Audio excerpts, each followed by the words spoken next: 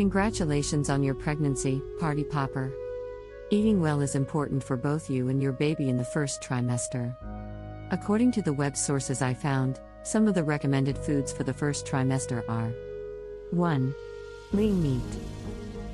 A good source of iron and protein, thoroughly cooked lean meats like sirloin or chuck steak, pork tenderloin, turkey and chicken offer all of the amino acids that act as the building blocks for cells. 2. Yogurt. The calcium and protein in each cup supports bone structure. 3. Edamame. These green soybeans are rich in protein, fiber, folate and choline, two nutrients that are essential for your baby's brain development. 4. Kale. This leafy green vegetable is packed with vitamin A, vitamin C, vitamin K, folate, calcium, and iron. 5. Bananas. These fruits are a great source of potassium, vitamin B6 and vitamin C. They can also help ease nausea and constipation, which are common in the first trimester. 6. Beans and lentils. These legumes are high in fiber, protein, iron, folate and zinc. They can help prevent anemia and support your baby's growth. 7. Ginger tea. Ginger is a natural remedy for nausea and vomiting, which can affect up to 80% of pregnant women in the first trimester. Of course, these are not the only foods you can eat in the first trimester.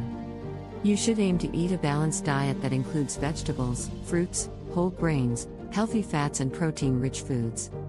You should also take a prenatal vitamin daily to ensure you get enough folic acid, which is crucial for preventing neural tube defects. Some foods you should avoid or limit in the first trimester are 1. Raw or undercooked meat, eggs, fish and shellfish. These can contain harmful bacteria or parasites that can cause food poisoning or infections. 2. Unpasteurized milk, cheese and juice. These can also contain harmful bacteria that can cause listeria infection, which can lead to miscarriage or stillbirth. 3. High mercury fish.